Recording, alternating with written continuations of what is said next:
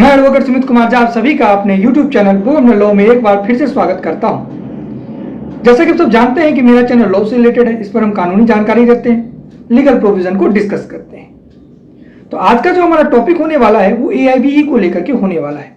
All India bar council examination लेकर के होगा, क्योंकि ये न्यूज में बहुत रहा है। अब इसमें जो सिलेबस था वो बदल दिया गया, बदला नहीं मतलब कुछ ऐड हो गया, यानी कि जो पुराना सिलेबस था वो था ही, प्लस हमारा जो 3 नया कानून था वो भी लागू हो गया, यानी कि BNSS भारतीय साक्ष्य अधिनियम अब आपके सिलेबस में ये भी रहेगा। और एक चीज और यहाँ पर बदलाव हुआ कि जो फाइनल सेमेस्टर्स के बच्चे हैं, ठीक है, वो भी AIBE का एग्जाम दे पाएंगे। ठीक है, इस बार का सुप्रीम कोर्ट का ये आदेश आ चुका है कि वो भी देंगे, लेकिन उनको देना होगा अंडरटेकिंग। और अंडरटेकिंग किस चीज का देना होगा कि प्रीवियस ईयर, यानी कि जो उनका प्रीवियस सेमेस्टर्स है वो पास है। ठीक है, लास्ट सेमेस्टर ही उनका अभी चल रहा है, पेंडिंग है। ठीक है, उनका रिजल्ट पेंडिंग है या वो लास्ट सेमेस्टर में है। लेकिन अगर उनका बैकलॉग है पहले वाले सेमेस्टर में, यानी कि बीता हुआ जो सेमेस्टर से प्रीवियस सेमेस्टर, तो वो फिर एग्जाम नहीं दे पाएंगे। ठीक है, क्लियर है, तभी दे पाएंगे। ये अंडरटेकिंग उनको देना पड़ेगा। अब देखिए, एक जब ये बात की है तो एक बात हम और बता दें कि जब कोई नौकरी कर रहा होता है ना, और तब वो AIBE का एग्जाम देता है, तो भी उसको एक अंडरटेकिंग देना पड़ता है। ठीक है, और वो अंडरटेकिंग होता है कि अगर मैं AIBE पास करता हूं, अगर मैं 6 महीने तक प्रैक्टिस करूंगा, 6 महीने के अंदर अगर वो प्रैक्टिस करता है तो ठीक, अगर नहीं करता है, मतलब वो नौकरी कर रहा होता है, तो फिर उसको वो सरेंडर कर देना पड़ता है। जो भी उनको जहां भी वो इनरोल होते हैं वो उनको सरेंडर कर देना पड़ता है। ठीक है, और 6 महीने के बाद अगर वो फिर से प्रैक्टिस में आना चाहते हैं तो उनको फिर से AIBE क्लियर करना होता है। ठीक है, हम आज के अपने टॉपिक पर आते हैं कि अब ये जो 3 कानून ऐड किया गया, BNSS और भारतीय साक्ष्य अधिनियम, इसको कैसे पढ़ना है। हमने आपको पहले वाले वीडियो में बताया था जो चेंजेस हुआ है, जैसे ऑर्गेनाइज्ड क्राइम हो गया, हमने आपको बता दिया 105 BNSS का, वो हमने आपको बता रखा है। तो जो कुछ 13 सेक्शन से 14 सेक्शन जो है वो नए हैं BNS में मेरे हिसाब से। ठीक है, जितना हमने पढ़ा है हमने आपको बताया भी है, और अपने वेबसाइट पर उस सेक्शंस का नाम भी दे दिया है कि बस इतना ही सेक्शन बदला है और कोई सेक्शन नहीं बदला है। ठीक है, तो अब हम आपको बताते हैं कि आपको पढ़ना क्या। देखिए, सिर्फ बदला हुआ सेक्शंस है। अगर सेक्शन से क्वेश्चन आता है तो आपको वो कंटेंट में मिल जाएगा। जब हम कोई किताब पढ़ते हैं तो उसका कंटेंट होता है, तो ये सेक्शन में ये लिखा गया है, ये सेक्शंस में ये लिखा गया है, तो आप क्या करेंगे, उस कंटेंट को, किताब तो रहेगा आपके पास, बस उस कंटेंट में आपको आंसर ढूंढना पड़ेगा।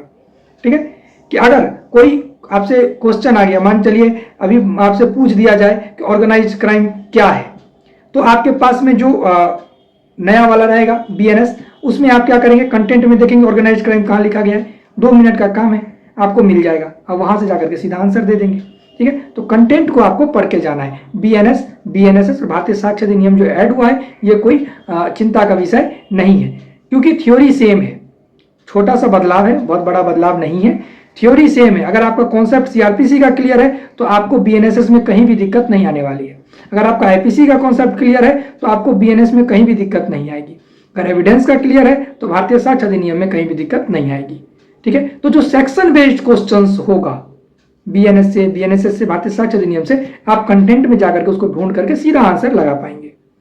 ठीक है, IPC CRPC ये सब तो आप पहले से पढ़ रहे हैं, इसका तो आपके पास पहले से ज्ञान है। ठीक है, तो जो बदला वो बहुत ज्यादा नहीं बदला। बहुत से क्वेश्चन आ जाएगा बदल के, तो कितना आ जाएगा, 10 से 12 क्वेश्चन आ जाए, 15 क्वेश्चन आ जाए, उससे ज्यादा क्वेश्चन आपका नए कानून से नहीं आने वाला है। अगर आएगा भी तो वो पुराने से रिलेट कर जाएगा। ठीक है, तो आपको कुछ नहीं करना है, बस कंटेंट को पढ़ लेना है कि कौन से सेक्शन में क्या है और कितना सेक्शन बदला है।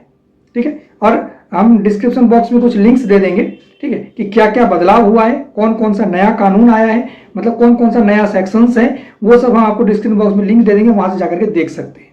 ठीक है, तो मिलते हैं किसी नेक्स्ट वीडियो में। इसमें हमने आपको क्या जानकारी दी, पहली जानकारी दी कि जो फाइनल ईयर के बच्चे हैं वो भी अंडरटेकिंग दे करके भर सकते हैं, जो नौकरी करते हैं वो भी अंडरटेकिंग दे करके भर सकते हैं, 2। और तीसरा कि आपको सिर्फ कंटेंट पढ़ना है, कंटेंट पढ़ेंगे बस हो जाएगा। थ्योरी सेम है, ठीक है, कुछ बदलाव हुआ है, बाकी सब सेम है, थ्योरी सेम है। थ्योरी पर अगर आपका कमांड है तो आपको कोई भी दिक्कत नहीं होने वाली है। ठीक है, आप जो केस लॉ है वो भी पुराना ही वाला है, बाकी आप दूसरे माइनर एक्ट्स को भी पढ़ सकते हैं। इस 3 कानून से, यानी 3 मतलब 6 हो गया आप। ठीक है, तो आपको 28 क्वेश्चंस आते हैं। ठीक है, आपको लाना कितना है, 45। तो अगर इस 28 मार्क्स को आप सिक्योर करते हैं, 18 ही कर लेते हैं, तो बाकी तो सेम है, उसको तो आपने पढ़ा है, ठीक है। तो जो सेक्शन बेस्ड क्वेश्चन होगा उसको पहले बनाना है, और बाकी जो क्वेश्चंस आएगा उसको आप बाद में अच्छे से, उसका भी आंसर कंटेंट में ही रहता है, ठीक है। आप वहीं से सब कुछ को ढूंढ सकते हैं, वहीं से आपको सब प्राप्त हो जाएगा। अगर आपके पास पेशेंस है तो आप कभी फेल नहीं करेंगे AIB को, फर्स्ट अटेम्प्ट में आप पास कर जाएंगे। आज के लिए इतना ही, मिलते हैं किसी नेक्स्ट वीडियो में। नेक्स्ट वीडियो में AIB का कोई भी टॉपिक नहीं होगा, हमारा होगा सेक्शन जिसको हम पढ़ते आ रहे हैं, ठीक है। वो किसी भी एक्ट से हो सकता है, जो जनरल यूज में आता है वो हम आपको बताएंगे। आज के लिए इतना ही, जय हिंद।